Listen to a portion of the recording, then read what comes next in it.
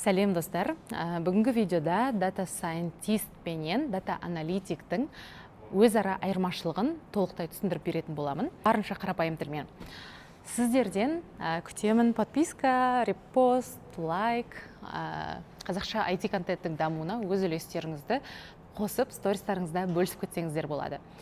Енді дата сайентист деген кім және дата аналитик деген кім? Дата аналитик туралы өткен видеомда көрсеңіздер толықтай түсіндіріп кеткен болатынмын. Ал енді дата сайентист дегеніміз кім? Дата сайентист деген жаңағы дата аналитик егерде жай ғана анализ жасап, қорытындылар, қандай да бір өткен бұрынғы прошлый данныйларды қарап, соларға анализ жасап, сезонность, тенденцияны табатын болса, ал дата сайентист алдыңғы видеода, если помните, Қанат деген көршімізді білесіз қой? Өзіңіздің, например, магазиніңіз бар, оның ішінде сіздің көршіңіз бар, Қанат деген клиентіңіз бар деп айттық қой, Вот дата аналитик сол Қанаттың бұрынғы покупкаларына қарап, примерно мынандай покупка алады деген сияқтыны айтатын болса, дата аналитик оның бұрынғы покупкаларын анализ жасайды. Қай нәрсені қай уақытта көбінесе алады деген сияқты сондай бір выводтарды, сезонностьті анықтайды. Ол постоянно мынандай нәрсені, мысалы жаңа айтып едік қой, түсіндіріп, чипсыны күнде кешке алады екен деп.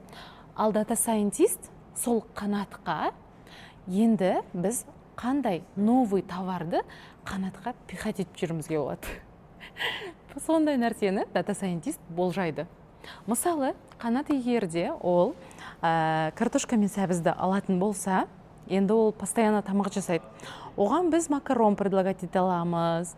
Немесе егерде ол чипсы мен коланы алатын болса, біз оған там фантаны предлагать ете аламыз. Немесе кирешкиді сатып жіберуімізге болады. Вот осындай нәрсені дата сайентисттер предсказаниямен айналысады. Яғни дата сайентисттер өткен сіздің прошлый ақпараттарыңызға, прошлый данныйыңызға қарап, болашақтағы сіздің аладау, қызығадау, осыны көредау деген нәрсеңізді алдын ала болжап айтып, сізге уже рекомендация беріп отырады. Бұл негізі осы соңғы 5-10 жылдықта өте жақсы дамыды. Байқасаңыздар, осы Инстаграмда, Ютубта, Нетфликсте сізге рекомендациялардың да шығуы, бұның барлығы дата сайентисттердің жұмыстарының жемісі.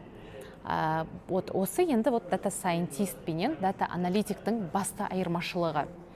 Дата аналитиктер, осылай жаттаңыздар, дата аналитиктер ол прошлый данныймен айналысады, ал дата сайентист ол болашақты болжайтын адам.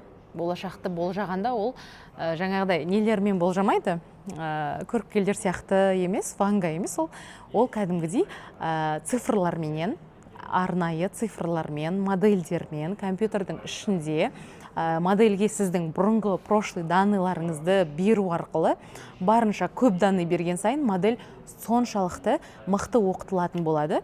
Сөйтіп, оларға сол сіздің данныйларыңызды беру арқылы сіздің келешектегі көретін киноңыз болсын, сіздің бұрынғы көрген киноңызға қарап, енді қандай киноға қызығатыныңызды болжайды, бұрынғы алған товарларыңызға қарап, қандай покупка жасайтыныңызды болжайды.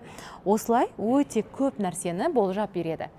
Ал бұның үлкен плюсы тағы да компаниялардың ақшасын көбейту, олардың өзінің әр клиентіне деген индивидуальный подход. Осының барлығы компанияға өте үлкен көмек, өте үлкен прибыль әкелетін нәрсе. Сондықтан да қазіргі таңда барлық жерде дата сайентист пенен дата аналитиктер өте үлкен сұраныста. Енді келесі видеода жасанды интеллект туралы толық айтып кететін боламын. Жасанды интеллекттің не екендігі және де ол дата сайентист, дата аналитиктерді алмастыра алады ма, жоқ па?